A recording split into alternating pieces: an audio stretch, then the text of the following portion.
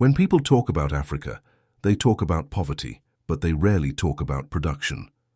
So here are 5 African countries producing on a massive scale and where their products actually go. 1. Côte d'Ivoire, cocoa, world leader. Côte d'Ivoire produces about 45% of the world's cocoa beans, making it the largest cocoa producer globally. Export focus, cocoa beans, Europe, North America, and Asia for chocolate and confectionery industries. 2. Nigeria, oil and gas. Nigeria is the top oil producer in Africa, providing a large share of the continent's petroleum output.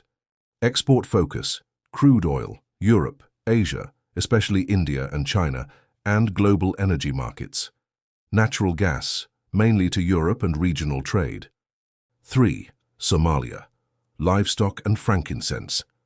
Somalia's major large-scale productions are livestock, live animals like sheep, goats, camels, and cattle, and frankincense, aromatic resin from boswellia trees. These products are historically important and still actively traded. Livestock accounts for a huge part of Somalia's economy. It generated around $1 billion US in export revenues recently and represents about 85% of goods exports.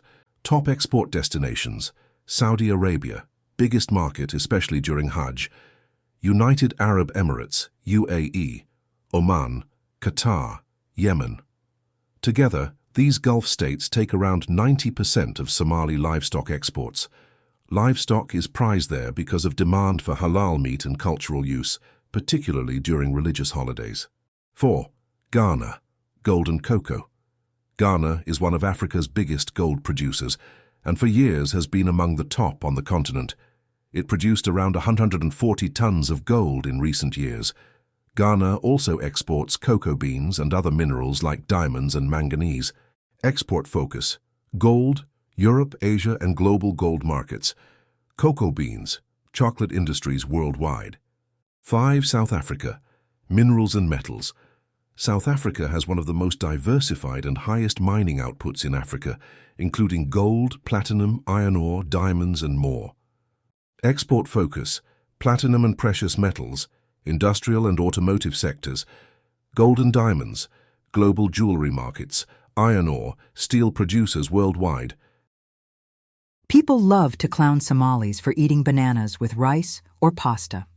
So let's slow down and wonder what the difference is between eating plantain with your rice or eating a banana with your rice. In Somalia, ripe sweet bananas are eaten raw with rice or pasta as part of a normal, everyday main meal. Not dessert, not special occasions, just food. The savory of the rice complements really well with the sweet banana and balances each other nicely. But maybe it depends on what type of spices you're using. On the other hand, there are many other cultures that use plantain to their dishes. In West African cuisines, Nigeria, Ghana, Côte d'Ivoire, Cameroon, plantains are everywhere. They're fried, boiled, roasted, or mashed and eaten with rice, stews, beans, and soups. In the Caribbean, Puerto Rico, the Dominican Republic, Cuba, rice and beans are often served with fried plantains like tostones or maduros. In Brazil, bananas or plantains can appear alongside rice and beans, often cooked or fried depending on the region.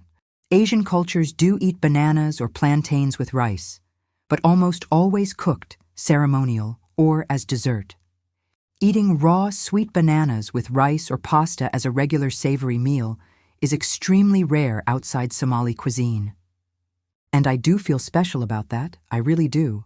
But as someone who has never had plantain before, banana is banana, right? One is just cooked and the other isn't. No? I'm assuming that baked banana still tastes sweet and like a normal banana. Fight me in the comment. They told you Africa had no history. So why does every ancient empire keep mentioning it? Somalia has the longest coastline in mainland Africa, controlling key Indian Ocean trade routes for over 2,000 years. Ethiopia, one of few African countries never fully colonized, defeating a European empire at the Battle of Adwa, 1896. Egypt, built monuments so old that Cleopatra lived closer to the moon landing than to the pyramids' construction. Sudan, home to more pyramids than Egypt, yet barely mentioned in popular history. Mali, once ruled by Mansa Musa, the richest individual in recorded history. His wealth crashed economies. Ghana. Medieval Ghana wasn't in modern Ghana, but its gold powered Europe's economy for centuries. Nigeria. The Nok civilization mastered iron technology before much of Europe did. Zimbabwe.